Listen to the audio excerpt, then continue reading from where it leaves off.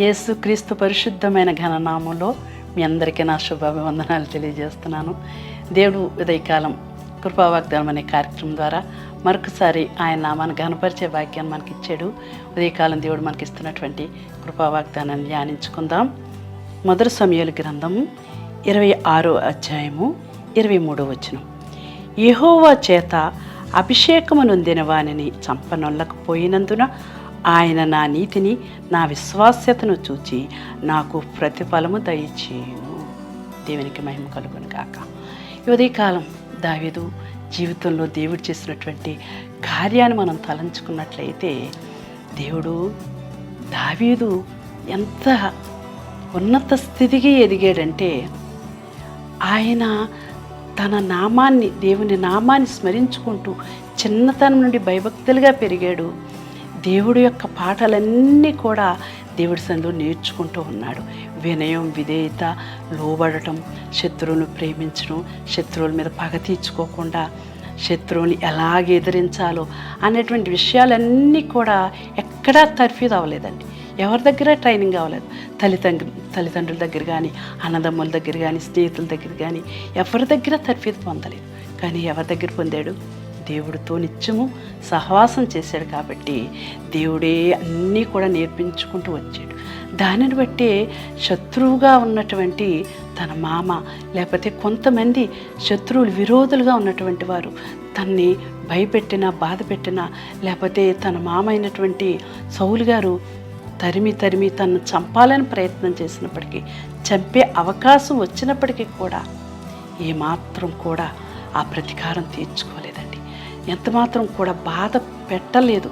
అందుకొరకే దావీదు గొప్పవాడయ్యాడు, మహారాజు అయ్యాడు, సింహాసనం మీద కూర్చున్నాడు, నీతి పరిపాలన చేశాడు, యథార్థమైన పరిపాలన చేయగలిగాడు. దానికి కారణం ఏంటంటే దేవుడి దగ్గర నేర్చుకున్నటువంటి మంచి ఉపదేశ క్రమం. ఈ దినాల్లో నువ్వు ఎక్కడ దేవుని సన్నిధిలో ఎక్కడ నువ్వు జీవిస్తున్నావు, దేవుని కొరకు నువ్వు ఎక్కడ కనిపెడుతున్నావు, నువ్వు ఏ స్థలంలో నువ్వు ఉంటున్నావు, నీ ప్రతి మాట, నీ ప్రతి తలంపు, నీ ప్రతి ఊహ, ప్రతి ఉద్దేశము దేవునిదై ఉండాలి. ప్రతి క్షణము కూడా దేవునిదై ఉండాలి.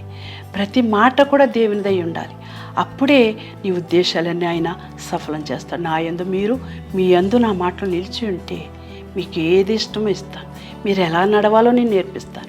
మీరు ఎలా కూర్చోవాలో, ఎలా ఉపదేశం చేయాలో, ఎలాగ వెళ్ళాలో, ఎలాగ అడగాలో, ఎలా పొందుకోవాలో అన్నీ కూడా దేవుడు పాదాల దగ్గర మనం నేర్చుకున్నట్లయితే, దేవుని సన్నిధిలో మనం నేర్చుకున్నట్లయితే, దేవుడు వాక్యం ద్వారా దైవజనులు మాట్లాడుతున్న ప్రతి మాట ద్వారా మనం బలపరచబడి, ఆదరించబడి, ధైర్యపరచబడి, స్వస్థపరచబడి సాగిపోవడానికి దేవుడు కృపణిస్తాడండి. దావీదు అంత గొప్పవాడు కావడానికి కారణం ఏంటంటే శత్రువును సహా ప్రేమించాడు. శత్రువుకి ఏమాత్రం కూడా ప్రతీకారం తీర్చుకోలేదు. నీతిగా, యథార్థంగా, నీతిమంతుడుగా జీవించాడు కాబట్టి దేవుడు ప్రతిఫలాన్ని ఇచ్చాడు. దేవుడు నాకని ధైర్యంగా చెప్పగలుగుతున్నాడు. ఇది నువ్వు ఆ విధంగా చెప్పగలుగుతున్నావా? నీవెవరికైనా శత్రువుల మీద నీ విరోధం భావం చూపిస్తున్నావా? నిన్నెవరన్నా చులకనగా మాట్లాడుతుంటే వాళ్ళ మీద ప్రతీకారం చేయాలనుకుంటున్నావు.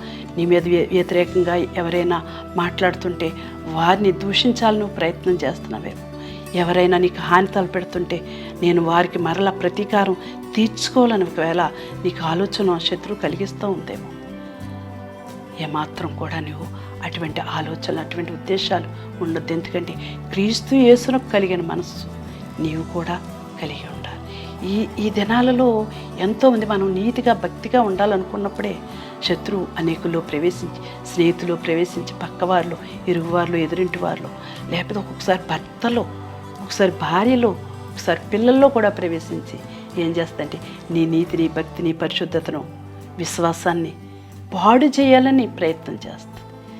ఇక్కడ దావీదు జీవితాన్ని మనం చూసినట్లయితే ఎంత ప్రేమగా, ఎంత ఆప్యాయతగా, ఎంత తగ్గించుకొని తన జీవితంలో శత్రుకి మాత్రం హాని తలపెట్టకుండా తన నీతిని, భక్తిని కనుపరిచి దేవుని విశ్వాసంతో, దేవుని యందు నమ్మకంతో తన జీవితాన్ని కొనసాగించబడ్డాడు. కాబట్టి దేవుడు దావీదుని హెచ్చించాడు. దినాలు మనం కూడా ఒక ఉన్నత స్థాయిలో ఉండాలంటే, మనం గొప్పవారు అవ్వాలంటే, మన బిడ్డలు గొప్పవారుగా అవ్వాలంటే, మనం పై స్థానంలో ఉండాలంటే దేవుడికి అంగీకారంగా ఉండాలంటే మన జీవితం కూడా దేవునికి ఇష్టకరంగా మలుచుకోవడానికి ఇష్టపడతాం. ఉదయకాలం ఈ దేవుని కృపా వాగ్దానం వింటున్న నీవు ఒకవేళ ఎట్టి పరిస్థితిలో ఉన్నప్పటికీ కూడా దేవుని వైపు తిరిగి దేవుని విశ్వాసం నీతిని కనుపరిచి దేవుని కొరకు సాక్షిగా జీవించడానికి ఇష్టపడు. అటువంటి కృప దేవుడు నీకు నీ కుటుంబానికి అనుగ్రహించునుగాక. ఆమేన్.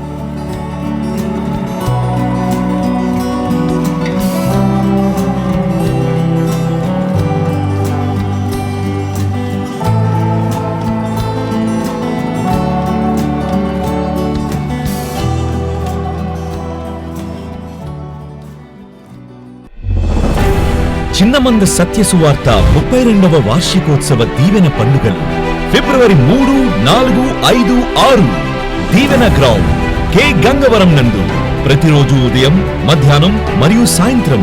ముఖ్య ప్రసంగికులు పాస్టర్ జాన్ వెస్లీ గారు, Hosanna ministries Rajahmundry. Pastor Abraham గారు, Hosanna ministries Guntur. Pastor Varghese గారు, విజయవాడ. పాస్టర్ జాన్ బాబు గారు, చెన్నై. పాస్టర్ సునార్ జోసెఫ్ గారు, కేరళ. చిన్నమంద క్వైర్ వారిచే అభిషేక ఆరాధన. అభిషేకించబడిన దైవజనులచే ఆత్మీయ వర్తమానాలు మరియు మీ కొరకు ప్రత్యేక ప్రార్థనలు చేయబడును. ఉచిత భోజన వసతులు కలవు. రండి, మీ కుటుంబ సభ్యులుగా వచ్చి ఈ దీవెన పండుగల్లో పాల్గొని దైవ దీవెనలు పొందండి.